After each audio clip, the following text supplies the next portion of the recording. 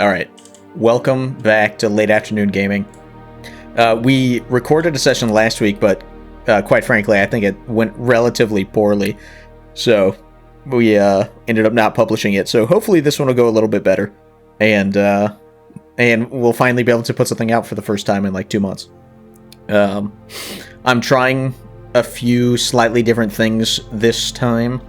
We're going to be playing mostly Theater of the Mind, which I think will, hopefully, if we're doing it right, have the effect of making it a little easier for the audience to understand what's going on, because we're going to have to be more descriptive.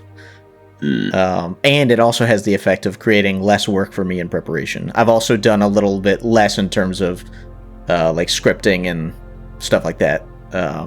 So just trying something new. Hopefully it works out, because if it's better generally, then it's a better model going forward. It's less work and a better product.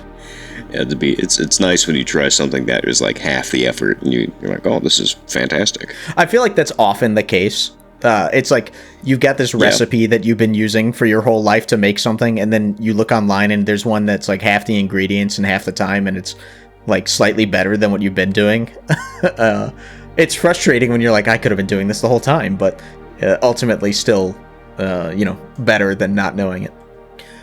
But anyway, if you're ready to start, then we shall start. Let's do it. Okay. It's been a letdown of a week for the two of you. Your travel across the country of Ardlin to the port town of Durish by the sea was supposed to end with you slaying a blue dragon that was threatening the area, which would have made for a tidy profit and a significant boost to your reputations. Instead, after a week of travel, you arrived in town only to discover that a lone knight slew the beast a few days ago, turning your inconvenient but lucrative trip into a fruitless foray into foreign territory. When you arrive at the Braying Bay, the most popular watering hole for adventurers like yourselves, you find that the place is teeming with travelers in similar straits, their bounties stripped from them by the hands of one Lady Iberia. Worse still, it seems that the unbeatable warrior is doing it for free. Pretty soon, there will be no work left for the vagrant heroes of the country of Ardlin. As you wallow and grumble, you lift your tankard to find a note addressed to you by name. Meet me at the docks at midnight, it reads, and we can help each other overcome recent tragedies. So, you guys are in Durish by the sea, which if you're looking at the map... Yeah, see, it's in the south. It's in the south portion of the country of Ardlin. We're using the same map that I made last time, because no reason to throw that away. Yeah. But Durish by the sea it's a decently sized town. It's a long trip from here to the nearest major town to the north. There are all sorts of sort of inns and, very small farming villages and fishing villages and whatever between here and the city of Dintain, but it took a while to get here from where you started. So to come all of this way for nothing is a pretty big deal for adventurers like yourselves. Yeah, I'm ticked. Bad times. Yeah. So at the Braying Bay, the barkeep or one of his many servants comes in and delivers some drinks. To whom does he deliver them?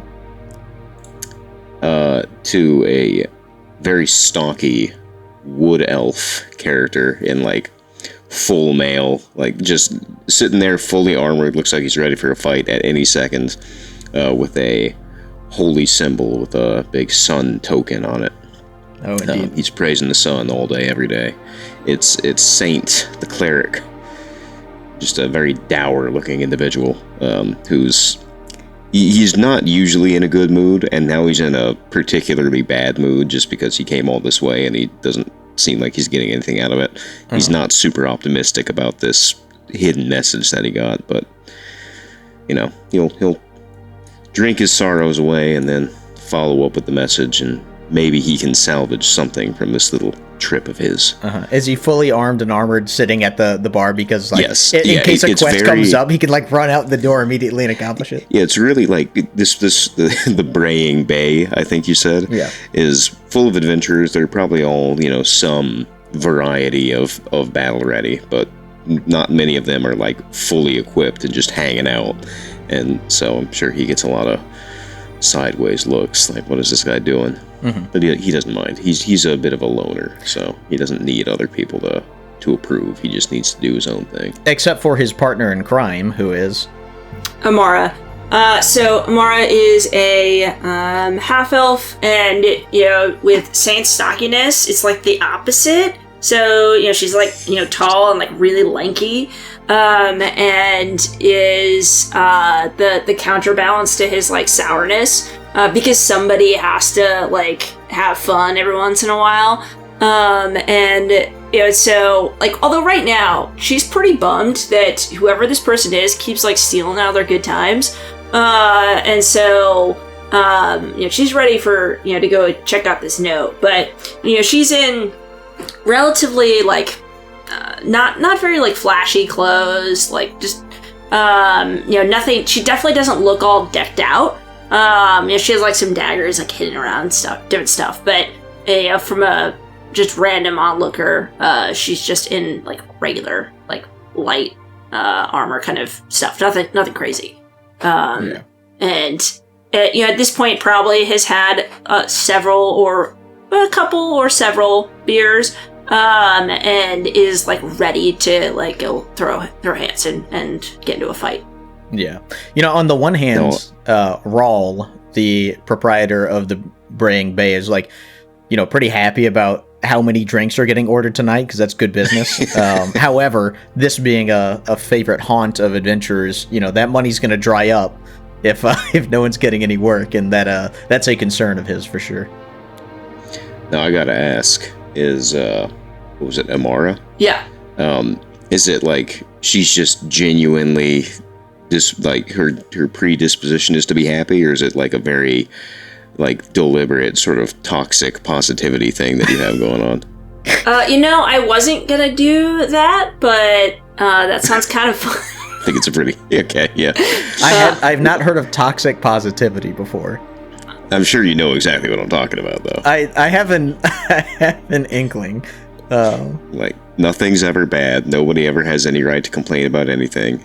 Oh, yeah. It's like, your house burned down? Oh, wow. I mean, this is going to be such an exciting change for you. Yeah, right. Like, you really get to enjoy the open skies and the starlight at night. Yeah, like, I must be really good at, like, sneaking in and, like, killing people or, like, stealing shit. Otherwise, there's no way Saint would, like, deal with me. And because I can't. Saint is actually, so he's not very smart. He hasn't caught on to the fact that you sometimes do illegal things. Oh, okay. He just thinks you're really good at finding stuff. Sweet.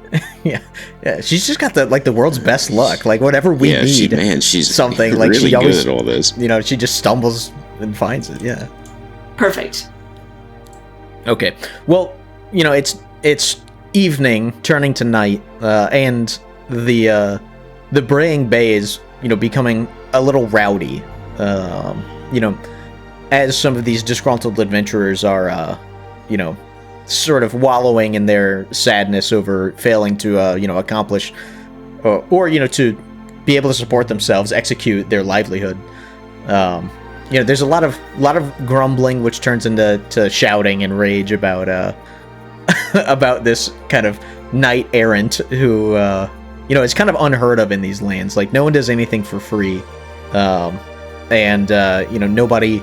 Nobody steps on other adventurers' toes just out of, common courtesy, or so they thought. So the anger in the room is pretty palpable. Do you guys join in any of the bickering, or do you just sip sadly at your drinks? I'm sipping, and so I'm not sipping. I'm going pretty hard at this because, if I'm not doing the job. The mug that had the slip of paper was like my 10th mug. So now that I know that, I'm like, oh man, I should probably slow down. But like I'm already like now I'm going to like 3 mugs an hour instead of 5. Things are already bad. So it's like I can try to mitigate the damage, but it's still not going to be. Midnight's going to come around, and I'm still going to be a little wobbly. I'm trying really hard to figure out a way to be positive about it, but I'm like really annoyed and don't like this person. And so every time somebody like says something and complains, like in my mind, I'm like, yes. But, under my breath, I'm just like, well, you gotta look on slightly different perspective maybe, and maybe Seems like a nice thing to do. Yeah, I guess it's okay. It's fine. I hate it, but no, it's fine. This is good. It motivates everybody else to be better adventurers. Yeah, what an amazing opportunity to grow. That's as right. an adventurer. That's right. Maybe grow into like becoming a carpenter, or or perhaps grow out fisherman. of this position. Yeah. Maybe it's a sign that it's time to hang up the sword and When a door closes, a windows opens. Whatever it is. Yeah. Yeah, the 10th story windows that I can jump out of. Mm-hmm. Yeah. Okay. Well, time passes, and the adventurers that don't pass out of their tables eventually, make their way to their rooms that they may not be able to afford for much longer. And if there was a clock in the room, I'm not sure if clock technology exists in this world. Excuse me. It would probably say that it's at or about midnight. It's the one thing that uses electricity. There's a whole industry for electricity, and all it does is power digital clocks. Mm-hmm. Yeah. There's a whole, there's like a wizard in the basement that's like casting lightning spells over and over. There's actually a giant hydroelectric dam just south, if you go just a little bit south of Durish by the sea, there's actually a 20-acre solar panel farm. Yeah. It's pretty modern. But anyway, it's close to midnight. Did you you slow down? You good? Ready to roll, Saint? I slowed down. It's just not, whether just because I slowed down doesn't mean I can undo the I didn't throw it in reverse. That's not a thing I can do. Right? Well, it's one of those things too where like drunk math just isn't very good. Where you're like, well, if I've had like 10 drinks and I've got 3 hours, like as long as I only drink like 2 drinks per hour, then I'll actually be sober by the time. It's like no, you won't. But that tracks. Yeah. Yeah. Well, yeah, Saint is also one of those people who completely erroneously believes that, I'm actually a bit better if I'm a little bit tipsy. Yeah, right, yeah. Like, I'm a little quicker. Like, I have to focus more, and it makes me better. Kind of loosen up, I drive a lot better when I'm almost blackout drunk. Right. Yeah. So he's like, oh, this meeting's pretty important. I should make sure I'm on my lubricated. Yep, absolutely. Yeah. He's a real Simon Redding, is what I'm hearing. Yeah. Yeah. Okay. He has his chainmail has the sun logo. It's the symbol of Gwyn, of course. But then under it, just as kind of a nod of respect, is the Church of the Flying Spaghetti Monster logo. Of course.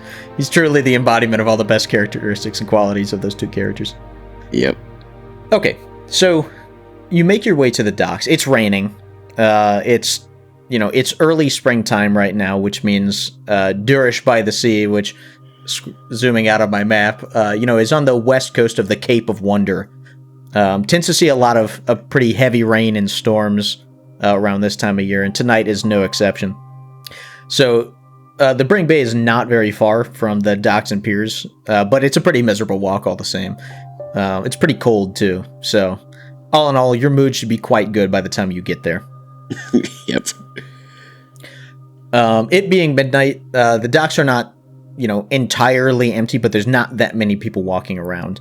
But you see, on an otherwise empty dock, there's a man or a man-like figure, hooded, cloaked, standing there alone, looking at you, and he gives you like a half nod. I gestured, doing a half nod just now, but of course you can't see that I did that.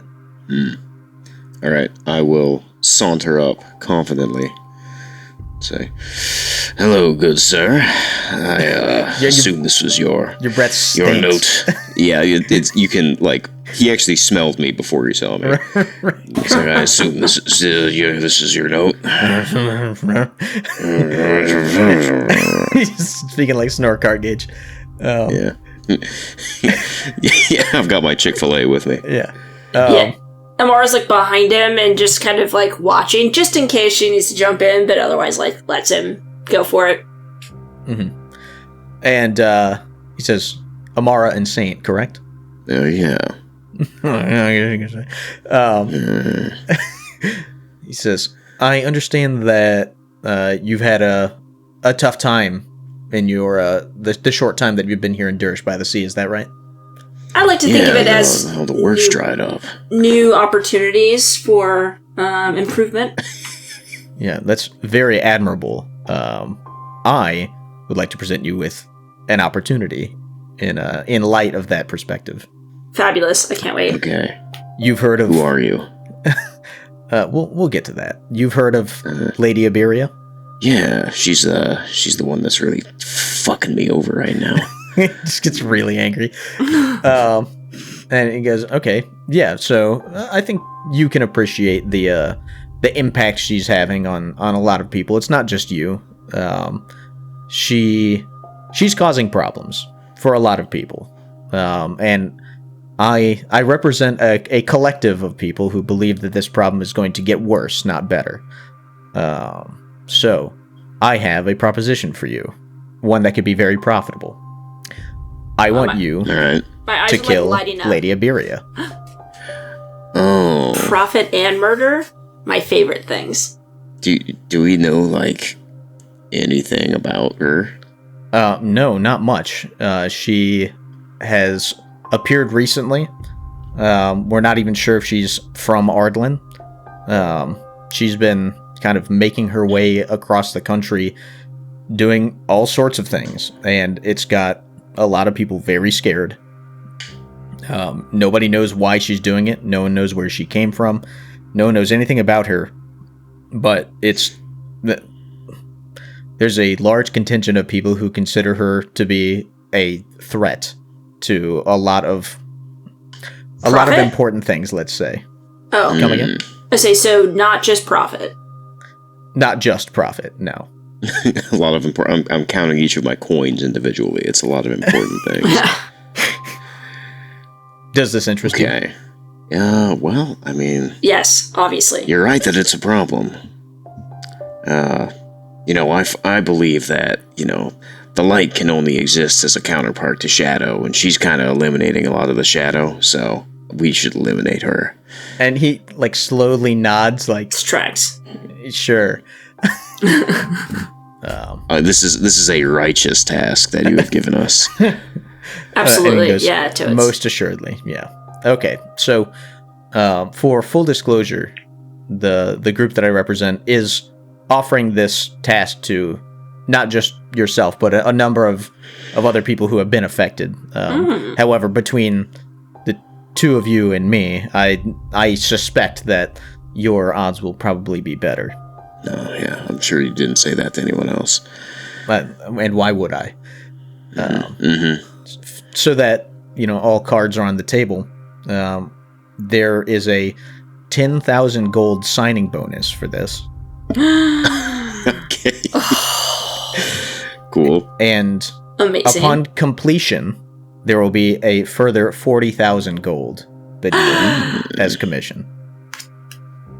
I hope you understand how serious we are about how big a problem this is. Yeah, if you're giving that kind of money out to everyone you're talking to, then yeah, you're clearly invested. Yes. Well, only one group gets the final payout. It's whoever actually succeeds. Sure. But you're still dumping 10K. Is it 10K each? No. Oh. Okay. Per contract, and you two share this contract. Yeah. I hand the contract or the gold or whatever off to Amara. She's our money person. I trust her implicitly. Yes, that's smart. Yep. So, as far as I'm concerned, there's little left to say. So Saint agrees, and he just turns around and starts walking away. Okay. But then turns around again and says, "Wait, hold on. How do we let's say we pull this off. How do we get in touch with you again, or will you find us?" We'll find you. We're watching. Okay. Do you know where she is? She's in Durish by the Sea. Oh, great. I don't even know what this person looks like. Oh, yeah. Elf lady, dark skin. Oh. 2 scimitars. No. Or not that I'm aware of. Is that pretty common in this area? Would she stick out? Why don't you give me a history check? Oh my. I always invest in my history. Well, actually, those are both pretty good. Wow, I see a okay. 16 and a 19. Even though you both are plus 0. Yep. Yeah, no, that's not at all common. Well, I mean, so dark skin is vague. Like, Jack, your character is a wood elf. You are a darker skinned elf, right? So it's all relative. But you'd assume that if she was a wood elf, he would have said wood elf. So Okay. So no, that's not at all common. And in fact, you're not even 100% sure what to make of it, but it does back up his claim that she may not be from around here, and it does, you now share his confusion about her origins, if you didn't already. All right. I think I'm good. Saint, let's roll. Yeah. Let's get out of here. Best of luck. He calls out to you as you walk away. And when you turn around, because presumably She's you right do, there. No, he's gone. Dun dun dun. Dun, dun, dun. I'm not that impressed. Whatever. Yeah, I can do that. It's fine. Okay. All right. I have no idea where to start. What do you think?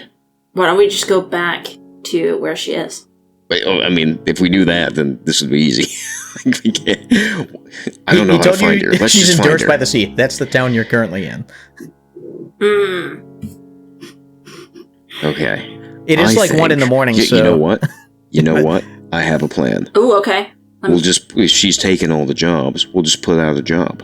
And then she'll, why find her if you can make her find us? My God, Saint, you're a genius. I kind of tap my finger on my head, like, fucking. That's what 10 intelligence gets you.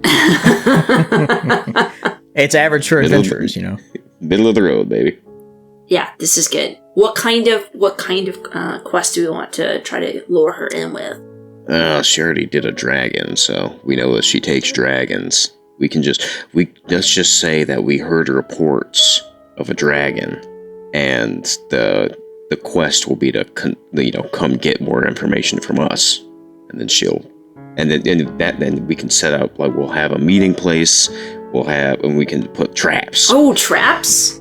Yeah, we can set the whole thing up, and then when she walks in, we'll have, like, hot oil we can pour on her or something. Okay.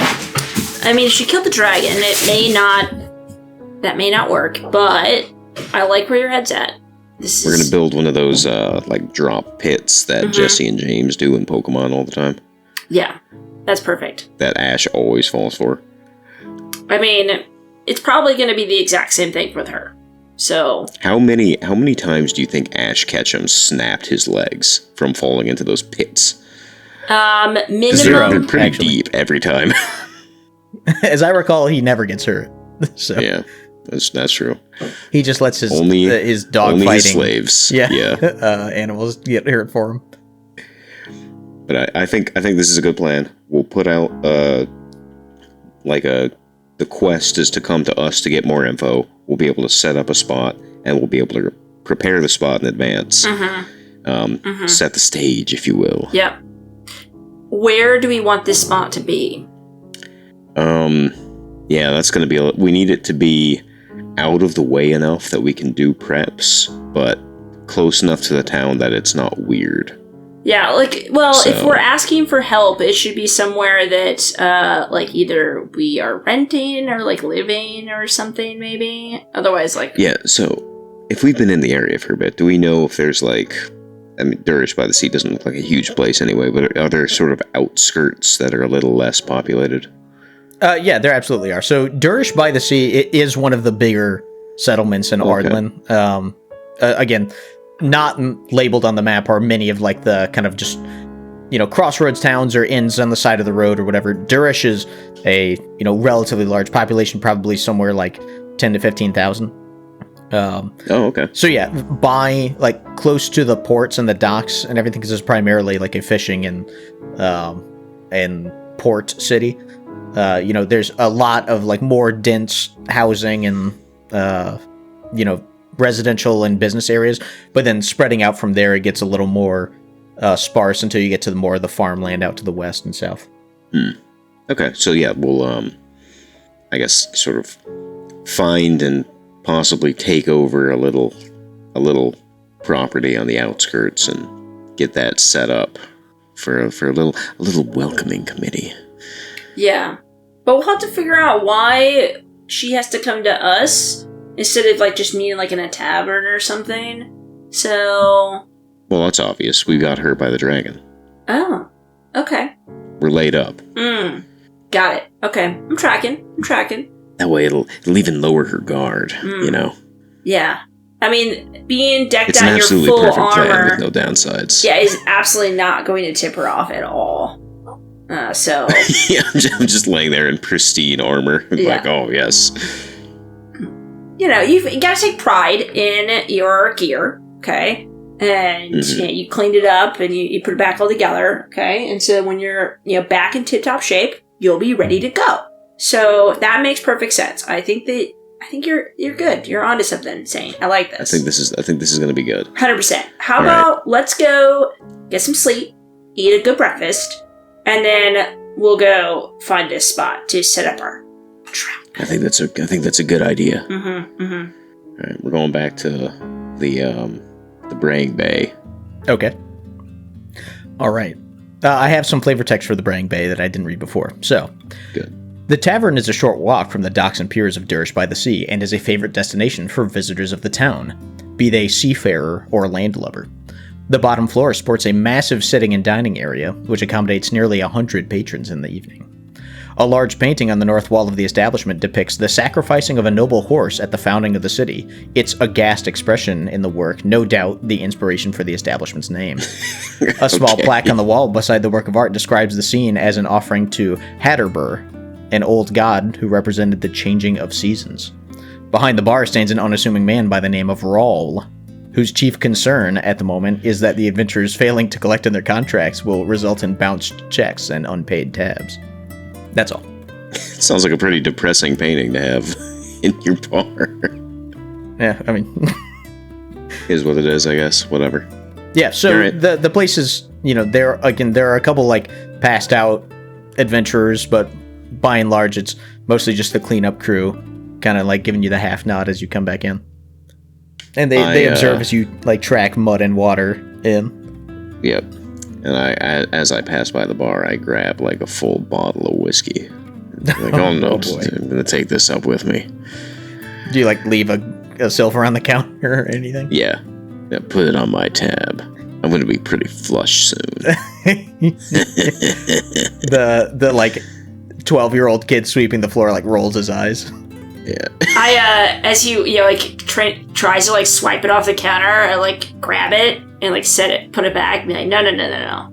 We gotta be sharp tomorrow. Let's go. Come on. But this is how I stay sharp. Well, whatever. You don't get it. It's fine. What a prude. Yeah. All right. So we'll hit the hay, and we'll get up bright and early. And I guess find, like, a realtor. I entrust that task to Amara because I know that she'll do it on the up and up, and there's going to be no shady business involved. Yeah, 100%. 100%. Yeah. Yeah, that's perfect. Okay. All right. So yeah, when you wake up, it's probably like it's a little late in the morning because you guys went to bed at, like, 1 or so. So late by my standards, it's probably like 8 when you wake up. Okay. Is there a like, map somewhere that I can, like, grab? Like a map of the town. Yeah. Theater of the mind. yeah. I mean, I certainly didn't make a map. No. You know the local area around this tavern pretty well because you had to walk it a little bit just to find this place when you first got here. So you know that nearby there's a market which should probably be open by around this time. That is, out in an open area. There's a lot of businesses around here because it's kind of the district that you're in. And then to the east, are the ports and piers, which is where you were last night. But no, you're not aware of any maps. Okay.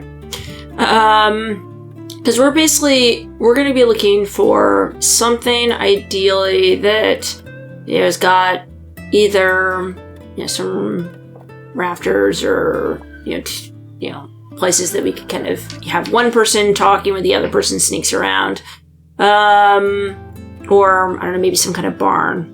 Have I seen anything like? Have I seen any kind of barns on the outside? That's actually a good idea. Barns? I mean, plenty. As you were coming into town from the northwest, again, that's the most of the area to the west and south, as well as dotting the road coming into town, is full of farms and barns. There's tons of them. You just have to find one that someone's willing to sell or perfect. rent. Okay.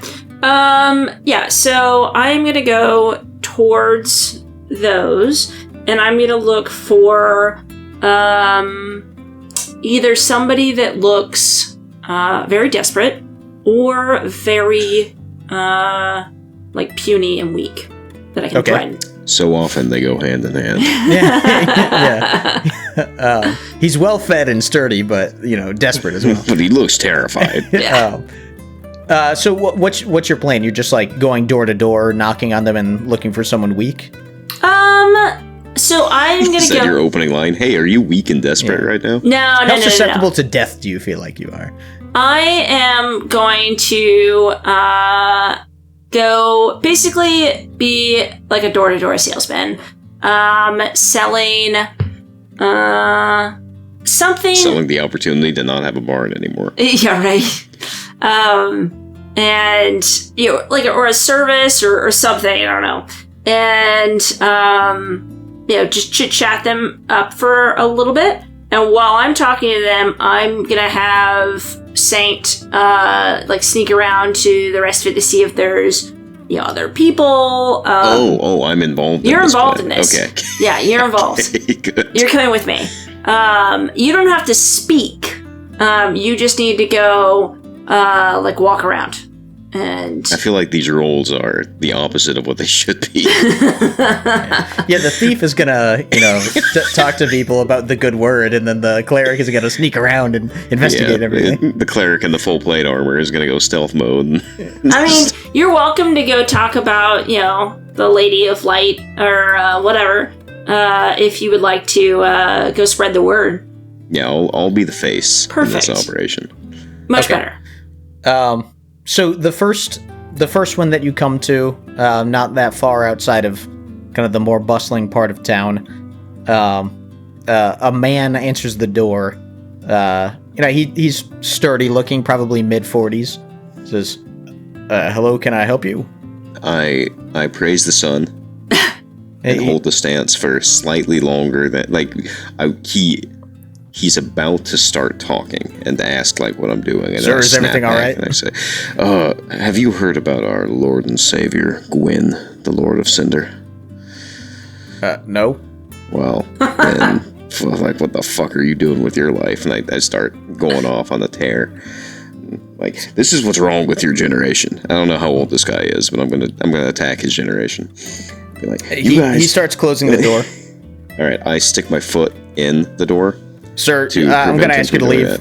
I barge in and start just berating him in his face, talking about how he's unholy and how he's going to go to hell. Okay, give me intimidation. Okay. Another thing that I don't think I'm super great at. Okay, yeah, so all you're doing... This guy's he's mildly threatened. He's a right, which does not mean that he is cowed. He is becoming irate. This guy's a farmer. He doesn't sit around all day. He's a man who is used to physical labor, and he's pretty imposing. Eventually some other people who live in this house, kind of poking their heads out, and they're like, "Dad, what's going on?"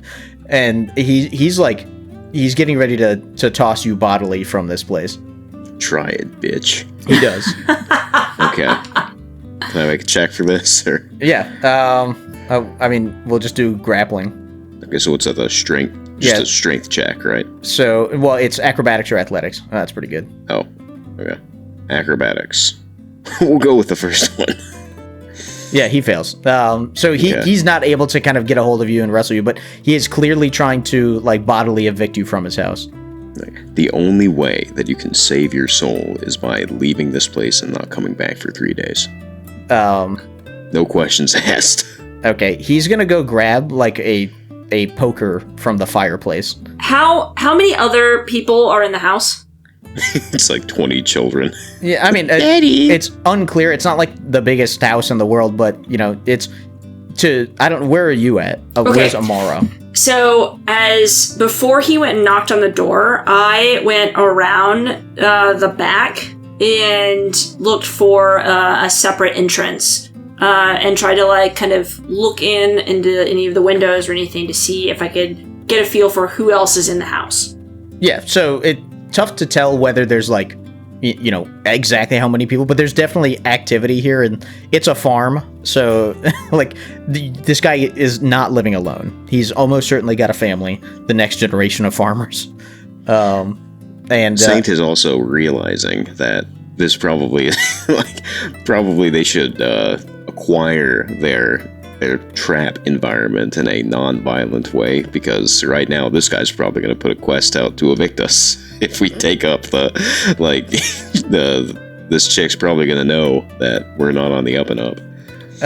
So Saint kicks the guy on the floor a couple of times and says, now I hope you learned your lesson, and then walks out the door. Yeah, this guy's up the next barn. Definitely put the fear of God in him for sure.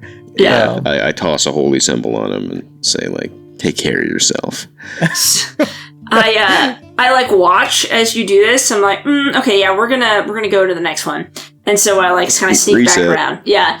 And as we walk away after the door shuts and I think that they're not watching, then I kind of like come back up like, okay, pretty good start. Good thing Jack's character was the face on that operation. Otherwise it could have gone poorly. Yeah, you nailed it. I think we want to try to find one with potentially probably less children. And, if we need to, kidnap them for a couple days and stash them in the barn while we use their house, that's fine. But, maybe somebody with a little bit less number of people that I have to kill.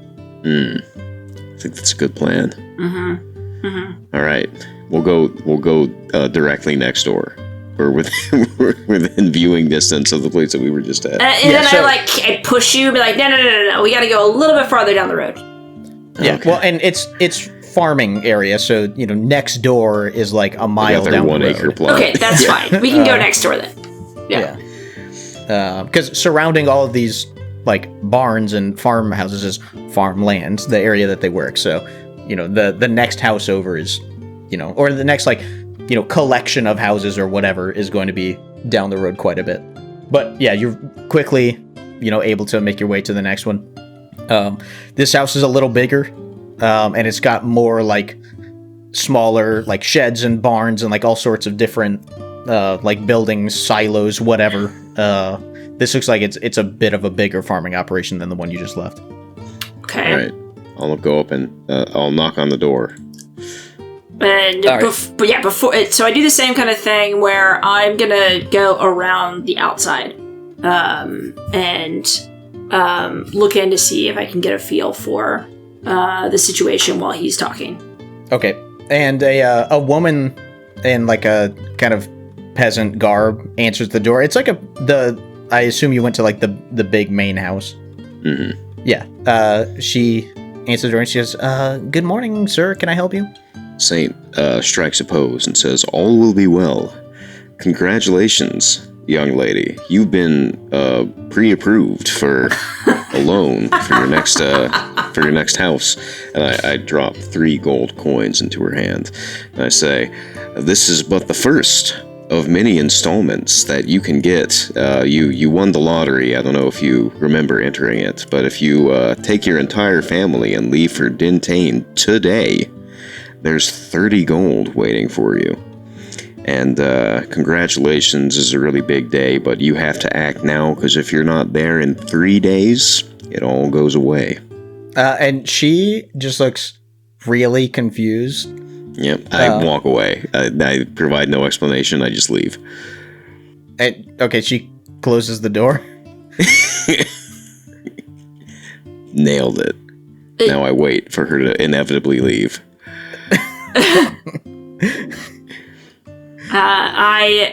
I like watch as she like shuts the door and like shakes her head and is like, nope. I'm like, fuck.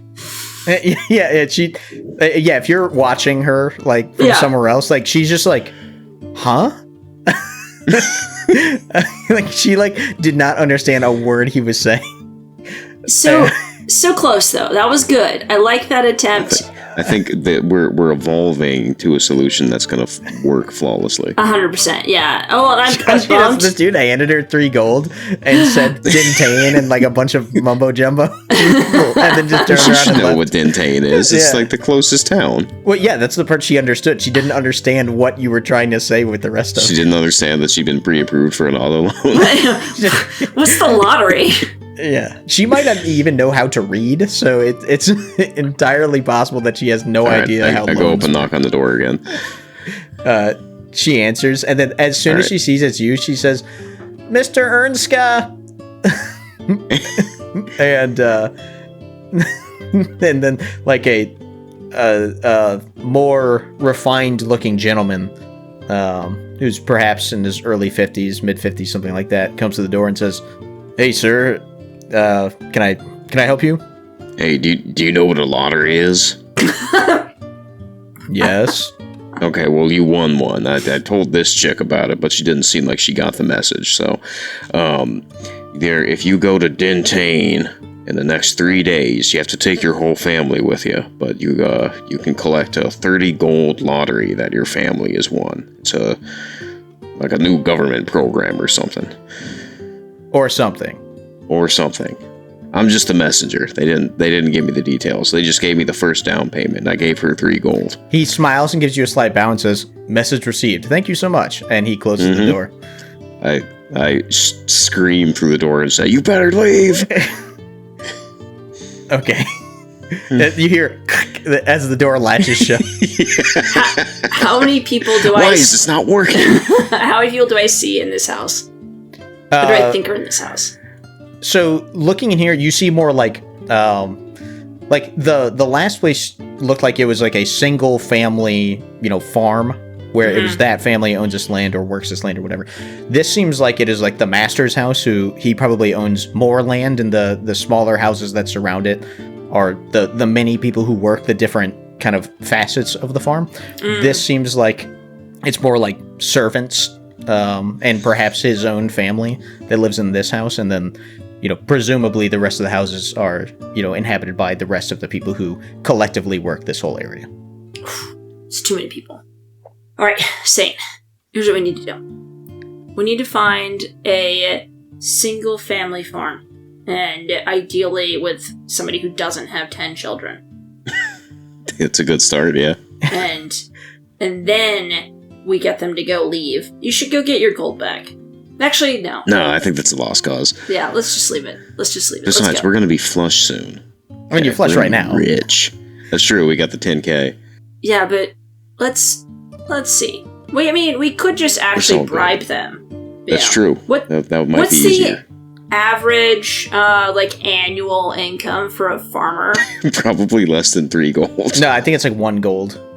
A year? Okay. Or something like it, or 10 gold. It's like, it's not much. Well, that will impact my bribe if it's 1 gold or if it's 10 gold. I mean, 1 gold is like a month. Okay. So. But still, a month's pay to be out of your house for like 3 days is pretty good. Well, not if if it impacts their ability to execute a good harvest, then probably not.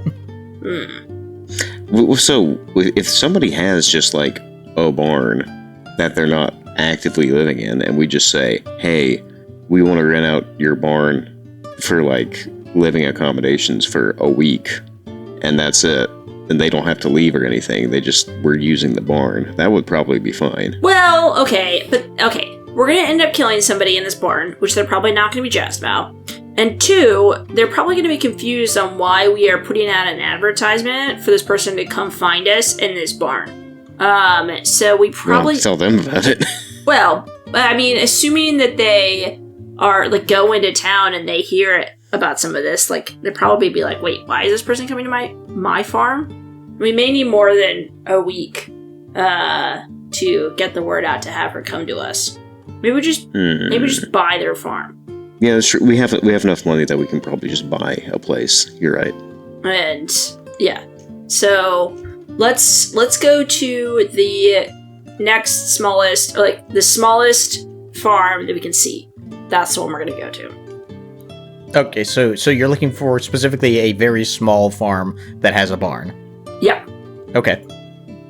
I knock on the door, and when they open it, I say, "I will pay you 9,997 gold for your for your barn." So. Yeah, no, you're able to find something like that. I mean, it takes you a while to kind of zero in on one that meets all your specifications, but you're able to find one. Okay. So, are you serious? You're going to offer 10,000 gold? No, I'm not going to. No. I will... I think 10 gold to start the negotiations. Okay, so...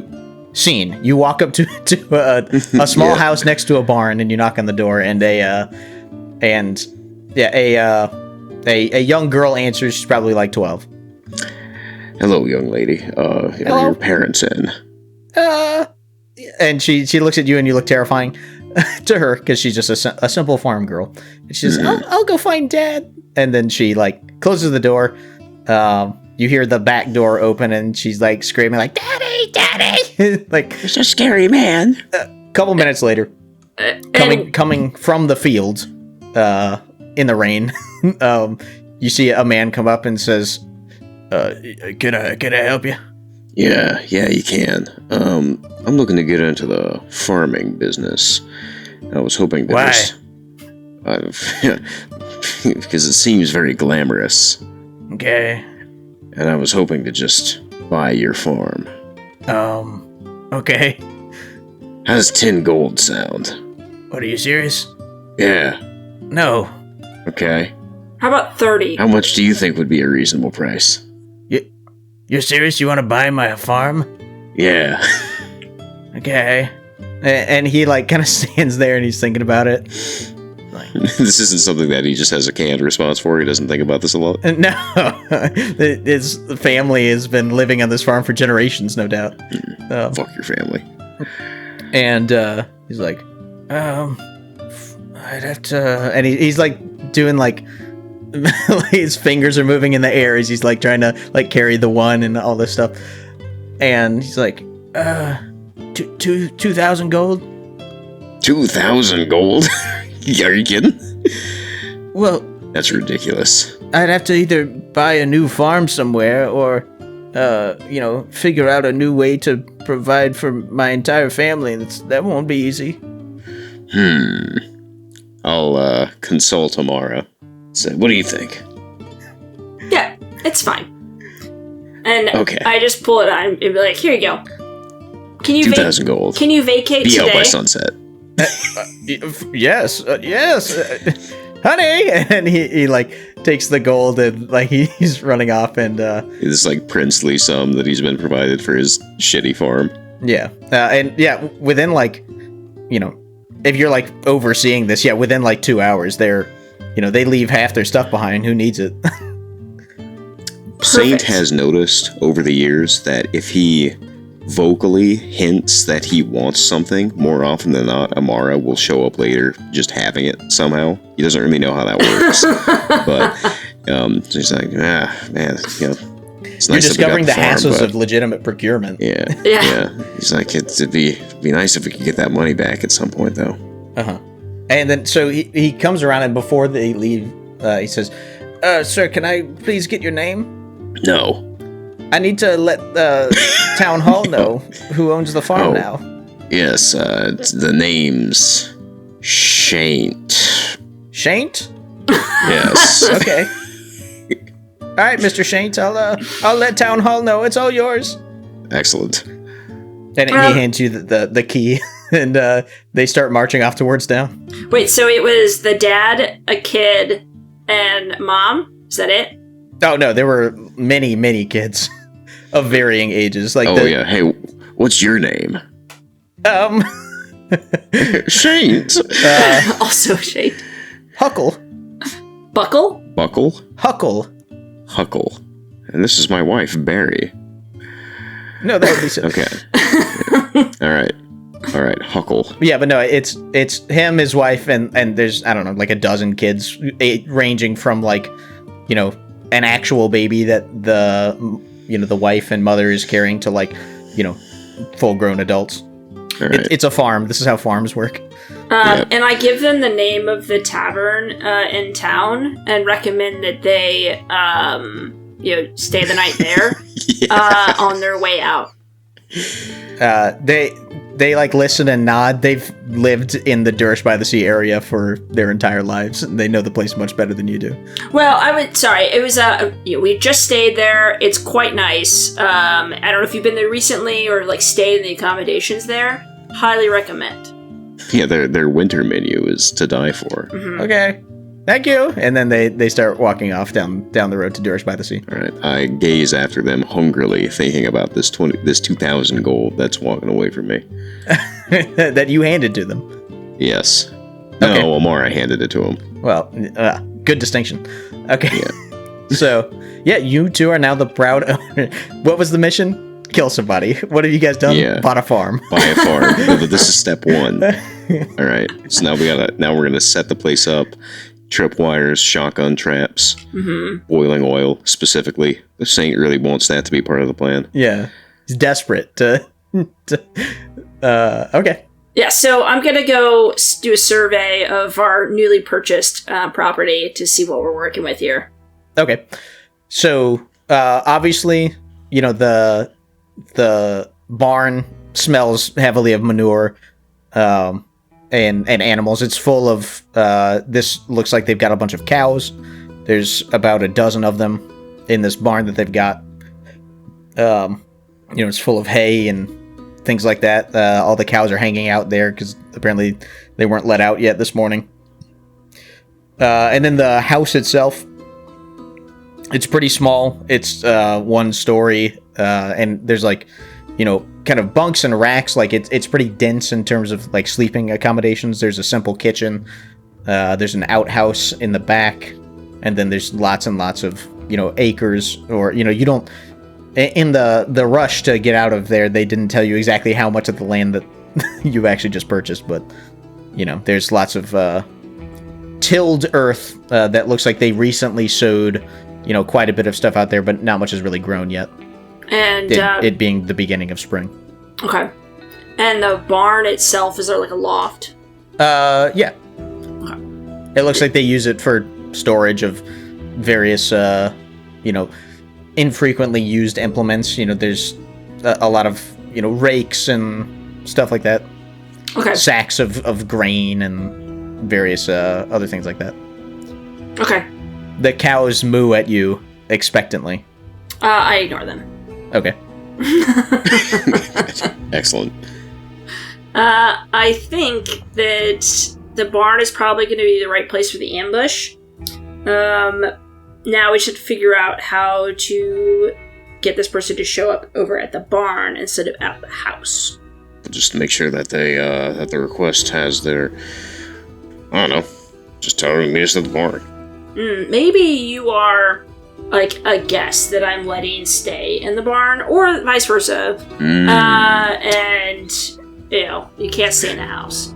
Yeah, okay, I like that. And that's why you're in the barn. Alright, so I'll be in the barn, and then you can be up in the rafters. I'll be hurt, and I'll be talking to her. And you can sneak attack her, and then you can pour the oil on her. I'm not gonna Okay, yeah, sure. Yeah. I will have hot oil on the ready to pour onto her. Let's make. So, what traps are we thinking here? Because it's going to be hard to make a pit in the barn. Yep. Yeah. We could do. Well, if we could have something suspended from the ceiling to drop on her. True. Although, if it's very big, it would be pretty hard to hide. Yeah. I'm looking through my spell list currently. I don't think I really have anything good for this. Well, you're a cleric, so remember that there's you've got prepared spells and unprepared spells. Yeah. You can change out. Just I remember looking through all this stuff yesterday, and I didn't have anything amazing for a situation like this, I don't think. Let's see. I mean, do you got anything that could, like, blind her, and then we can knock her out, and then tie her up, and then just cut her throat? It's a pretty good plan. Yeah, okay, yeah, we could try that. Let's see. Are you a light cleric? Don't you specifically have I have an daylight. ability that lets you blind people? It's called, like, something flare, I think. Yeah, it's... Warding flare. Yeah, I even have the better version of it, because it improves at 6th level. Oh, alright. Let's see. Oh, if we get a... I could use my control water spell. This is a weird spell. I'd never heard of this before. It's a 4th level spell that clerics have access to that just lets you, like, mess with water. So we could, let's see, just drop a whirlpool on her.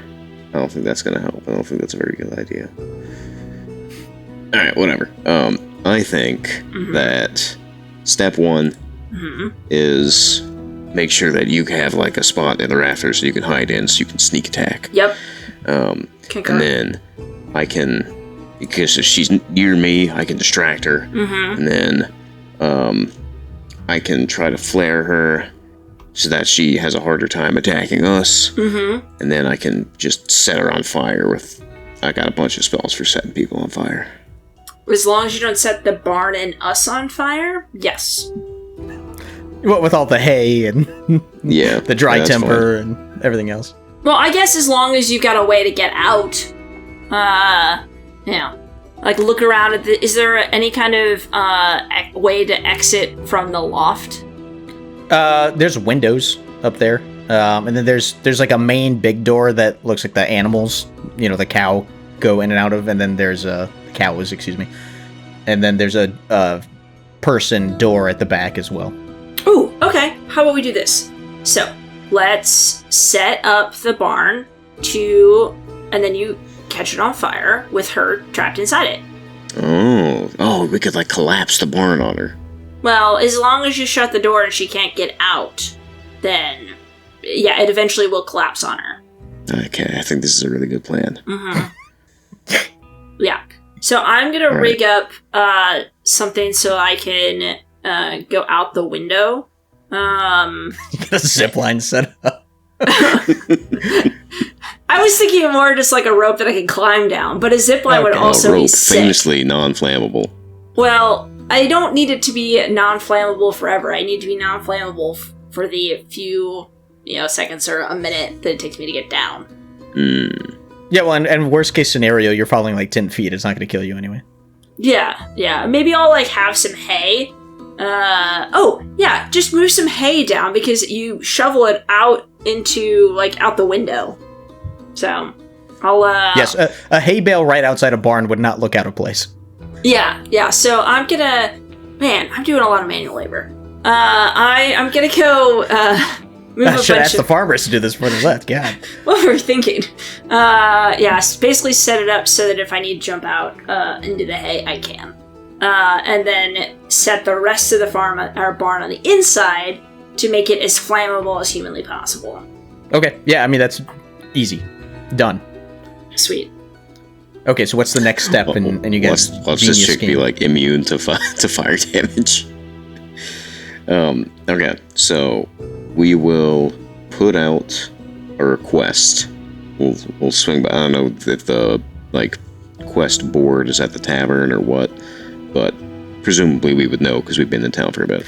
Yeah, that is, like, as far as you know, that's the place to go because it's one of those kind of positive feedback cycles. Adventurers go there, so that's where people put the requests, so that's where the adventurers go.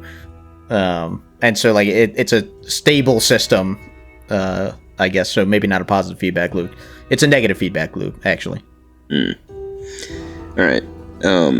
We will put a quest up, and this is going to be targeted, because I don't want anyone else showing up. It's going to say, dragon spotted west of Ardlin. Blue dragon. Adventurers have been injured. Help required to slay the dragon. No pay available. There's only one person who would be stupid enough to take this quest. Yeah, absolutely. It's like 1 copper. The reward is 1 copper coin.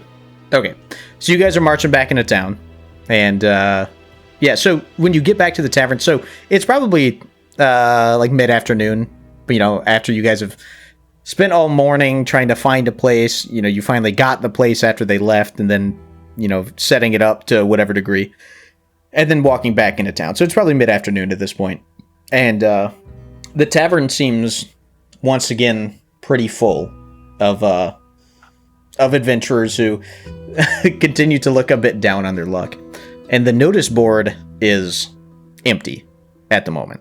Okay, I've got it written up. I'll just tack it to the board and then shuffle out. Okay, as soon as you do that, like, adventurers are like dogpiling each other to get their hands on this thing.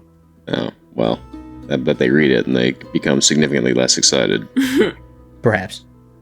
I don't enter the tavern with him. Okay. Alright, so I'm shuffling out, heading back to the farm, and I'm gonna get like a cot set up in the barn. Okay, well, before you do that, you experience an unskippable cutscene.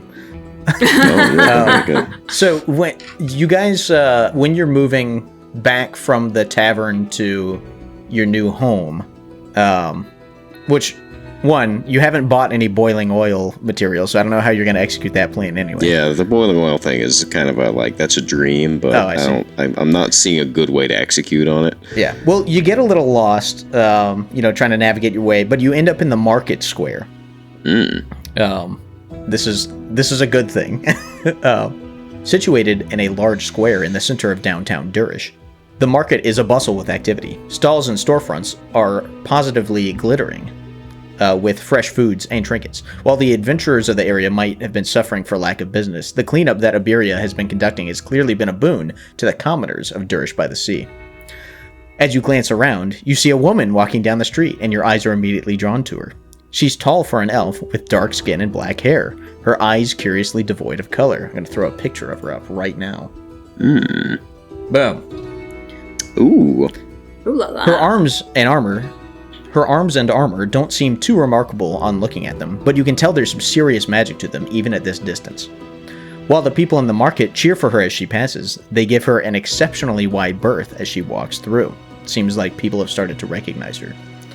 Her slow march down the street stops as figures emerge from an alley to confront her. You recognize them instantly. They're some of the other adventurers from the tavern last night, some of the loudest complainers about Iberia's actions. The scarves they wear over the lower halves of their faces do little to actually disguise them. Any thoughts you might have about asking them whether they had received the same offer last night that you did are immediately erased by the brutal melee that ensues. The adventurers attack as one, but their weapons don't seem to be doing them any good. The elf slashes at one casually with her sword, cutting him in half as if he were a stalk of bamboo instead of a thickly armored man. Sweet. Her left hand grasps an assailant's armored arm and crushes it like a ball of paper, leaving the man screaming and rolling on the ground. Within seconds, the attackers are dead, writhing on the ground, or fleeing in terror. Many of the market-goers that didn't flee outright begin to emerge to inspect the scene a moment later. A bell is rung by someone to summon the city watch and clean up the mess. And a young human woman runs up behind Iberia and begins fussing over her, checking her for wounds or damage to her equipment. And that ends the cutscene. Is the woman that was fussing over her, is that somebody who doesn't look like she knows her? It's probable. Does it look All like right. they're traveling together, the two of them? It seems likely. Yeah, okay. Let's... can I follow them from a distance? Yeah. Yeah, a couple minutes, pass, and, the guards kind of, take one look at the situation and, ask no questions and just start, removing the bodies of the dead. And, Iberia and her friend, jog on. Yeah, so I tell Saint, hang back. I'll be right back. And... Saint is terrified and is going to start looking for a cauldron and oil because he thinks this might be a necessary part of the plan now. And I kind of casually, kind of follow behind and try to stay, blending in with the crowd and everything and not draw any kind of attention as I follow behind them. Okay. Yeah, I mean, that's super easy. You don't even have to work that hard to blend in. It's a pretty crowded area, it being the market kind of district, and they don't seem like they're particularly cautious about the way they move, or they don't seem overly attentive. Apparently, that's not super necessary. Do they go back to anywhere specific, or do they just out shopping? They stop and kind of look around from time to time at various stalls or whatever, but it's hard to tell what they're doing. Maybe they're just window shopping. But then how long are you going to follow them? Until they leave the market. Okay, yeah, they don't spend that long in the market. Probably maybe 20 minutes. Okay. Yeah. It's unclear what they were here to do in the first place, and then they got attacked, or Iberia did anyway, and then they start walking off. It looks like in the direction of the port. I'm gonna keep going. You're gonna keep going? Okay. They end up going to the tavern, the Braying Bay. Okay. And do they go in? I will follow them into the tavern and order a drink or whatever they're doing. Okay. Iberia just goes and sits at one of the tables, and everyone who is sitting at a table, even ones that weren't particularly close, get up and move to the be as far away as possible from her. And the young human woman goes up to the innkeep and orders food for two to be brought out, and then she goes and sits across from Iberia. Does she seem like a type that people if somebody approached her, that she would not threatening, that she would still kill them immediately? Who, Iberia? Yeah. I mean, she seemed like she was pretty casual walking around after the incident. When she was attacked, she responded quickly and brutally, but it doesn't seem like she's on a hair trigger or anything. I am going to swoop up the food that the person ordered and come bring it down in front of the table and take a seat. So you're sitting with these two characters? Yes. Okay. The other person is a young-looking woman, maybe 20, pale skin, ashen hair, pale eyes, big smile. And she just looks at you and kind of cocks her head to the side and says, "Thank you." Yeah, absolutely. May I join you? If you want. Awesome. And so I sit down with my drink, and look over at the young woman and back over, and say, some mighty fine work you've got going on over there. I saw the other adventurers approach you in the market, and you handled them quite easily. Yeah, and this is the Iberia is silent. The other woman says, "It's so weird. That's the second time this has happened. It's disturbing. I don't like. I'm not sure why. I don't know. It's weird." I look over at Iberia and be like, at this point, you have to know what's going on, right? And Iberia remains silent. She kind of folds her hands and places them on the table, leans forward a little, and the other woman says, "Hey, just so you know, she's taken a vow of silence. She doesn't talk." Or look back over, oh, well, okay, that's interesting. Is any particular reason? I wouldn't know. She's never said anything about it. Okay, sure, that makes sense. And I lean over and shake or offer my hand to shake for the young woman. What's your name? I'm Victoria Nottingham. Ah, great name. So are you her main voice? I mean, I guess I'm her squire, or that's I like to think of myself as her squire. She's never officially agreed to it or anything, but I help her out, and yeah, I talk to people for her. Nice. Are you guys any reason you guys are doing everything for free? I mean, Just out of the good of your heart? Yeah, I mean, it's a lot of the stuff, I wouldn't say that Lady Iberia, attracts trouble, but, we always seem to find ourselves in pickles, I guess. So if something attacks us, we're gonna attack it back, and a lot of times it happens that, someone else was trying to fight this thing, and, we ran into them first. But other times, we hear things are going on, and, a lot of times the people that are, putting out, requests for, monsters to be killed or whatever, they're not rich. They can't really afford the price that they're putting out there. It's just that they know that nothing's gonna happen if they don't. So true.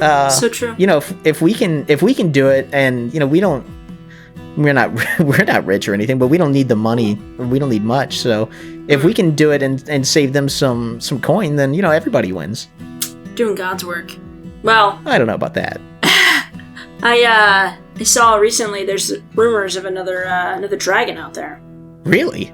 Yeah. Somebody just posted it on the board. She looks over at the board. No, there's nothing there. Yeah. I don't know. Sounds like they got pretty beat up, and not a lot of them made it back. So who got beat up? I don't understand. The questers who went out to go try to kill it. They did not succeed in killing that dragon, and so it's still out there. Well, it's probably the one that we killed, or that Lady Iberia killed. I don't know. I heard it's another one. Yeah, I doubt that. That would be weird. I mean, yeah, absolutely weird. But I don't know. Might want to check it out. Yeah, I mean, no, that's just not how blue dragons operate. They're really territorial, and if there was one in the area that we just killed, there's no way there would be another one. I don't know. Crazier things.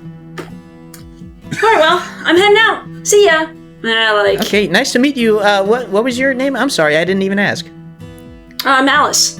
And then I walk off. So your name was Malice? Alice. Alice. I was like, that's on the nose. My name is Liar. My name is Evil McDoom. And I walk out back to the market. Okay. Yeah, in the meantime, I'm sure that Saint was, if you're trying to acquire a big pot, that's pretty easy. And, you're probably got to, rent a cart, a hand cart or something in order to get it out there, but that's too easy. The finding oil in the quantity that you're looking for is a little tougher. But it can be done. That'll be much more expensive than the pot, is the amount of oil you're trying to get. That's fine. I need the pot, I need the oil, and then if anybody's selling custom hot peppers so I can put in the oil so that when it gets poured on someone, they also have to deal with that. That'd be ideal. Genius. See, Jack, I'm sure you're thinking of the same thing I am, which is in Overlord, when the people drank the fire resistance potions or whatever, and so when someone pours boiling oil on them, the only thing that's a problem is that it's really slippery. But I'm trying to make it so that they also have to deal with the pepper juice, Okay, like capsaicin in their eyes. Yeah, it'll make their skin blister, and then that stuff will soak right in. Ooh. Yeah, boiling oil kills you instantly. Not if you have fire. Not if you have fire resistance. I know. It's just if you have fire resistance, and then it's but the capsaicin is what did me in. Yeah, well, so it's just trying to make them a little easier to kill. Genius. Sure. Genius. Yeah, I mean, also, why not? I mean, as this wasn't, this is before we started recording, but I recently had a bad experience with hot peppers, and I'm trying to turn that worm. That's right. Yeah, trying to make it a good thing. Okay. Yeah, but you're able to, eventually get your hands on all that. It is going to cost you, not that much. Probably with the quantities you're looking for, plus the cauldron and the cart rental. Still, it's only going to be 20 gold, probably. Sure. Which is a lot. Really that's a lot to a lot of people, but not to you. Yeah. Is there anything that I could use to make explosives? That would depend on your knowledge of explosives. I'm not sure. If that's something you're well versed in, then yeah, that probably wouldn't be an issue. If you don't know how explosives work, then yeah, that's going to be hard. I mean, I can't necessarily I didn't write it down beforehand, but as like an assassin, I feel like I would have a decent idea. You think so? How about give me an intelligence check? Okay. No. I think that I know. Yeah. It's one of the things where you like know that you can make really dangerous chemical like agents with household products like that. But that's the extent of your knowledge. Like if someone tasked you with making any of these things, you'd be like, well, I don't know. You just like combine bleach and salt and hope for the best. Yeah, I'm gonna buy some bleach and salt or something like that. Be like, yeah, this is gonna work. Right. No, so you didn't roll so low that you have misplaced confidence. You start to realize that like while this is something people say, and you've heard the term saltpeter before and understand that has something to do with it. Like you understand that anything that you tried to do with your level of knowledge would be unsuccessful. Another opportunity for success in the future. Yeah, perhaps maybe an area of study that you could pursue with your newfound wealth if this job goes well. You do know that there are certain professions that do use explosives like pretty regularly, like mining, for example. It's just you're not sure if you would be able to find any representatives of such a profession, at this time in this place that you're not super familiar with. Yeah. All right, we'll just go back to setting it on fire. Fine, it's regular fire. Fine, whatever. Okay, yeah. So I imagine you guys, somehow managed to reconvene. I just like show back up, which I feel like is a totally normal thing. You just walk around like a pillar inside of a house that he's standing in. Oh, and I'm back. Okay. I wait you come until back to see the cauldron has been put up top in the barn. It's filled with oil and like ghost peppers, and he's there's like a very careful fire built, in such a way that it's not going to set the rest of the barn on fire. Heating the stuff up. He's just sitting there going. Did you guys specify a meeting time on your quest notice, or does it just say come out? Yeah, probably. Yeah, I'm gonna retroactively say yes. Okay. And it's meeting at noon tomorrow. Noon tomorrow. Okay. And how did you identify the barn? Like, there's 100,000 farms out here. I'm exaggerating, but how did you? What landmarks are they supposed to be looking for that identify? It's a crude map drawn, and I don't know what landmarks are around the barn, but okay. Some kind of map was provided on the quest notice that would provide sufficient detail for somebody to find the farm. Okay. So noon tomorrow is when Lady Iberia is supposed to show up. Yes, assuming she even does. Right. Okay.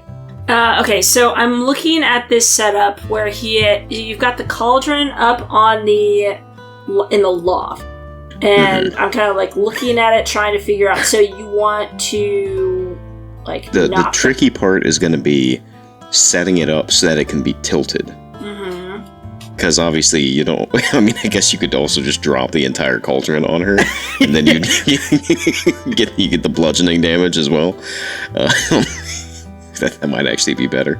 I say, but if you could get it to flip over, then maybe it'll land on top of her and be like a little cage. Oh yeah, it'll get stuck on her head. How big is this cauldron?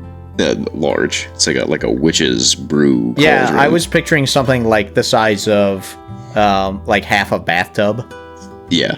Okay, so it would not completely like cover her if it fell on top of her upside down, but be like half of her body, and would probably definitely knock her something like that down or out.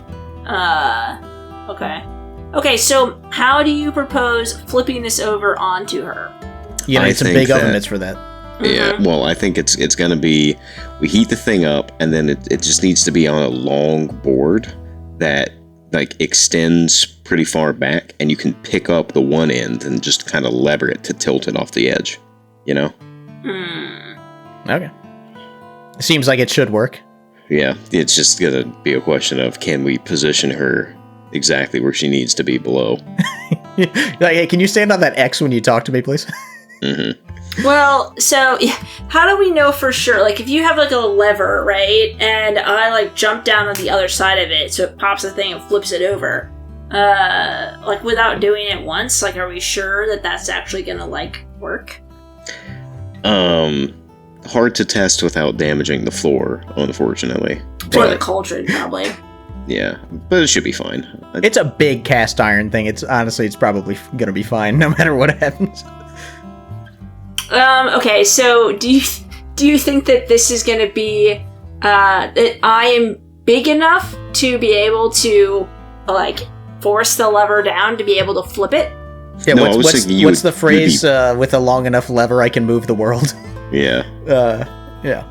Because I was thinking, like, if it's just laying on a plank, you would lift up the far end of the plank, and it would just cause the cauldron to tip.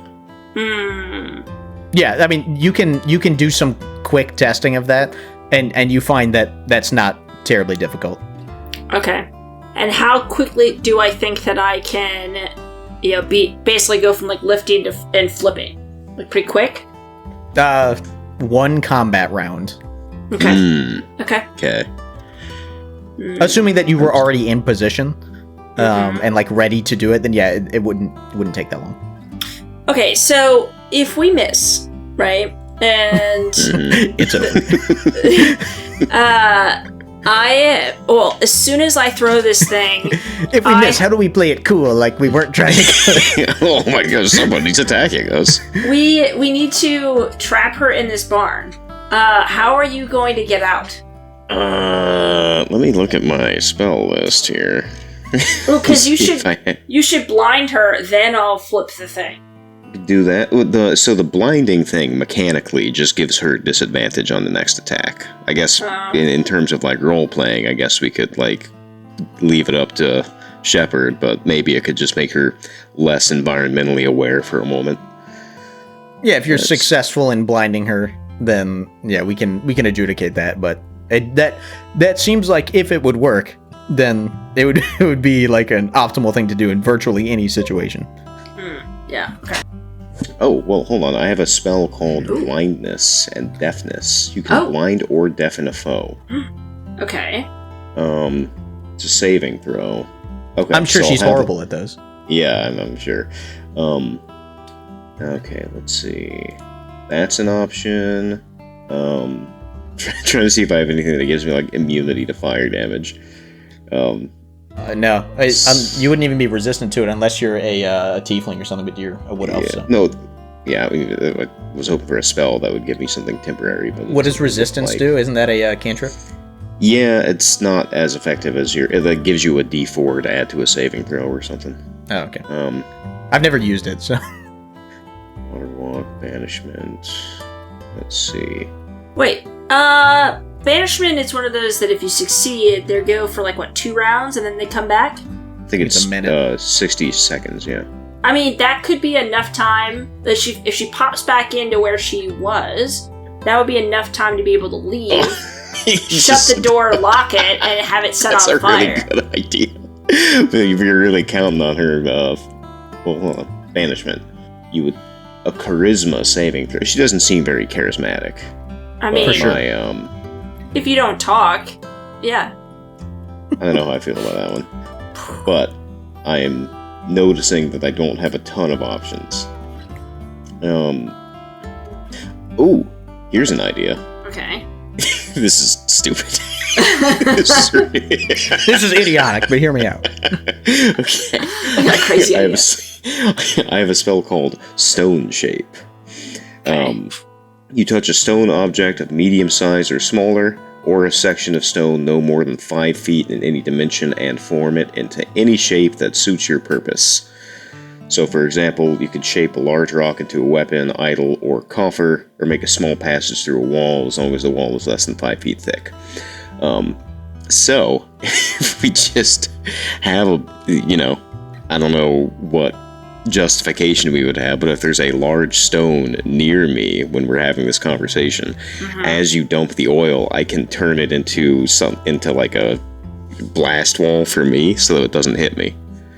And that gives you enough time to get out and then lock the door? Yeah, while she's recovering, I can cast a burning sphere to set the rest of the place on fire and then run out.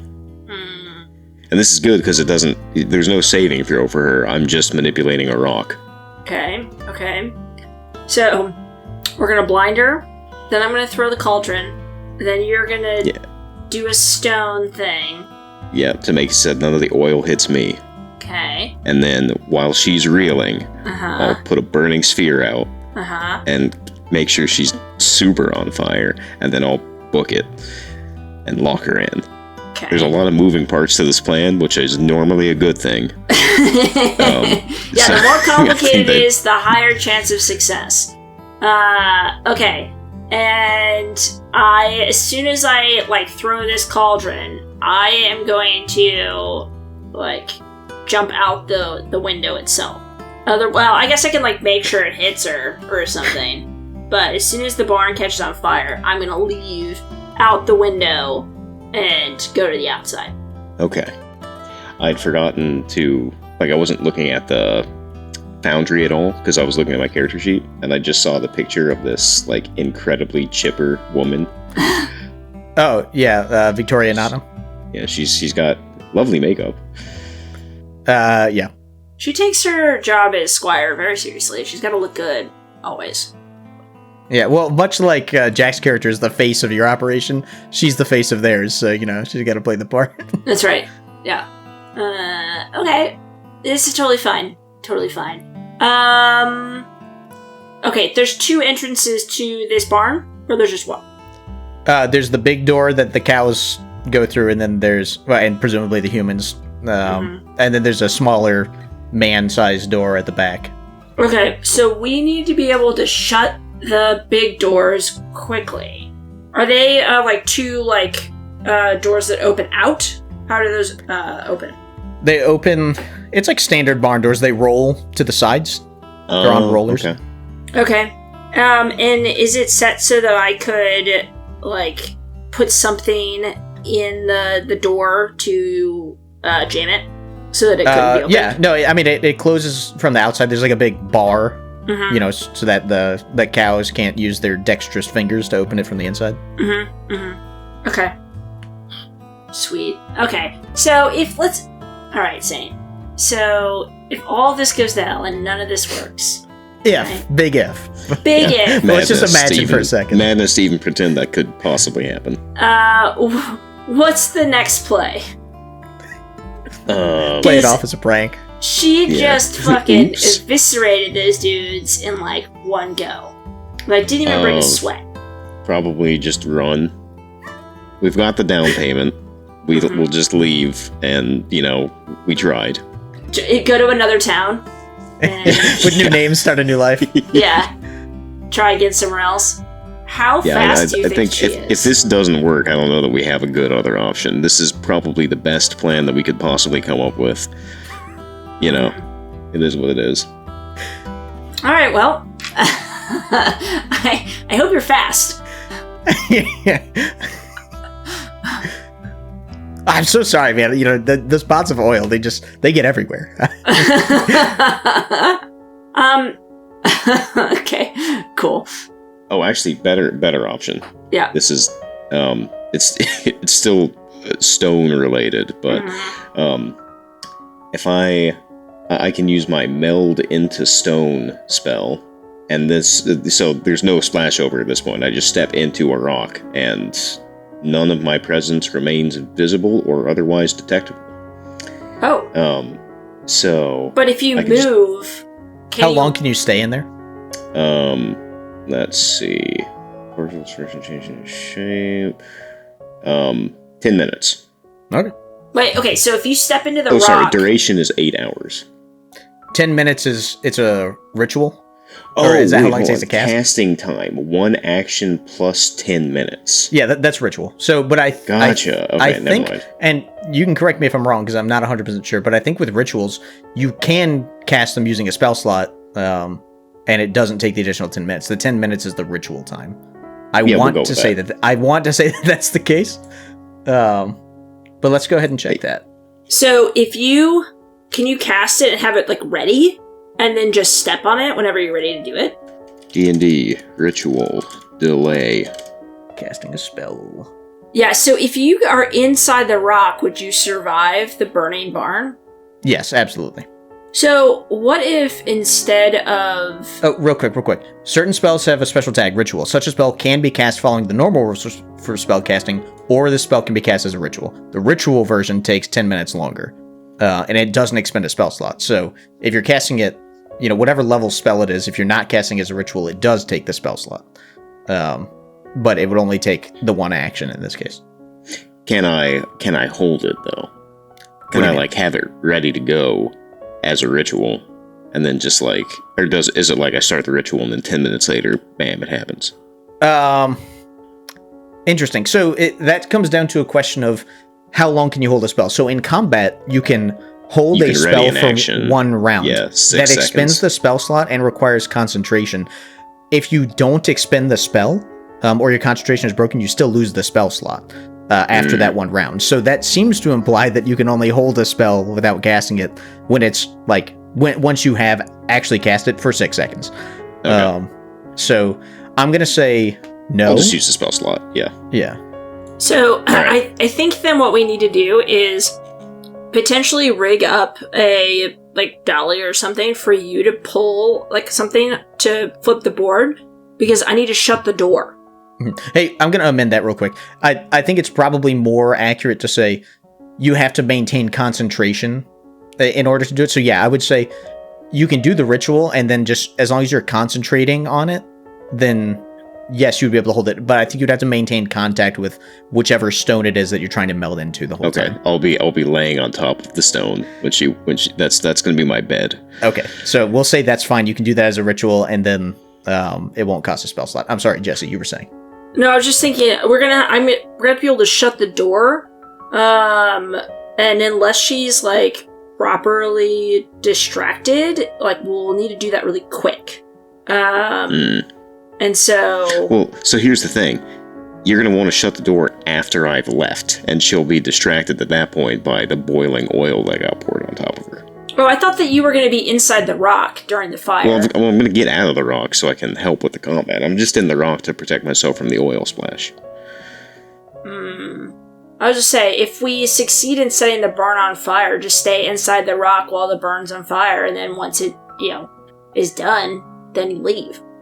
I think what Jack is saying is that he's not assuming that the boiling oil and fire by itself will be sufficient. It doesn't want to leave you in the lurch. I appreciate that. Am I wrong about that, Jack? That's what you're saying is correct, yeah. Right, So well, we still I'm need figuring to... I pop into the stone, the oil comes down, I come out of the stone, maybe take a swing at her as I run past, but mostly I'm just setting the place on fire. I get out the door, we close it on her. Okay, so basically then I need to... When you blind her, I need to flip the board, basically right then, jump out so I can shut the door as soon as I jump out the door. Yeah, well, so you can be ready to shut the door once I get out the door. Oh, are you going to go out the big door, or are you going out the back door? I figure we should only have one door open. Yeah. Okay, so then we'll have the back door locked. Already blocked. Yeah. And then... Okay.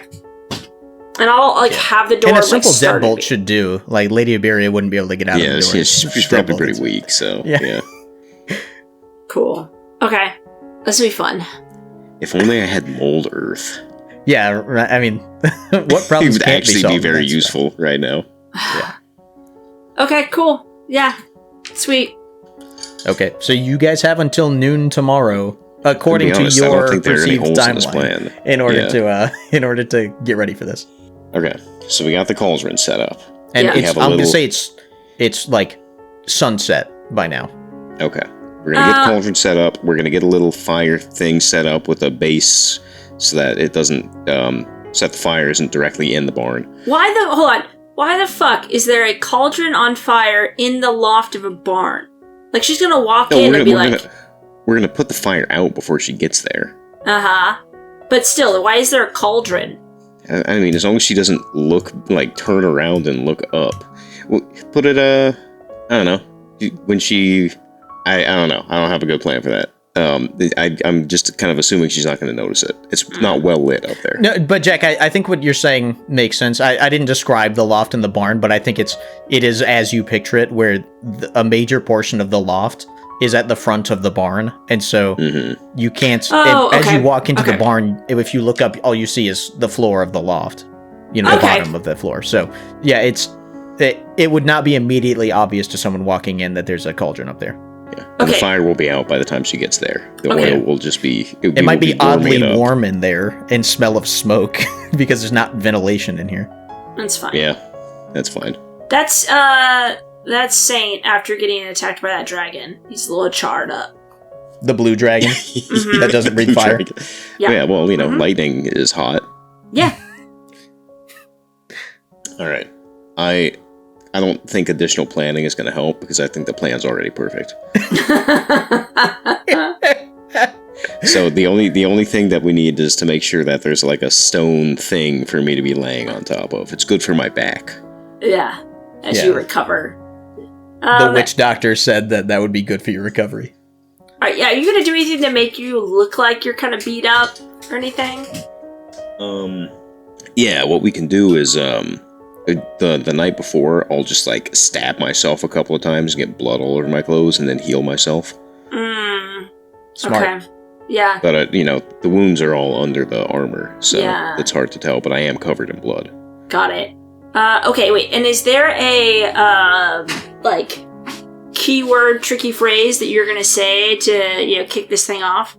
You're just gonna see a flash of light. Okay. And that's how you know. Alright, as soon as I see the flash of light, I'm flipping. Once you've gone blind from the light, you know it's time to execute. Yeah, well, she won't see. Yeah, you're gonna hear Biden blast, and then that's how you know. Alright, well, I will say I'll say in the loft and in the back so that I will be directly blinded by that, but as soon as I see that flash, I'm flipping it. I'm not even gonna look or do anything else. I'm gonna flip it and then go. Okay. I'm gonna do the flash and then immediately meld into the stone. Okay, I think that's a good cliffhanger on which to end this session. Come back next time to see how this... We accomplished nothing. Yeah. It should be pretty quick because this is indeed a flawless plan, so the next podcast will probably only be 5 minutes long. Yeah, we'll either succeed wildly or be dead immediately, so either way. That's true. Either way, we'll at least fail quickly, yes. Yeah, right. Okay. All right.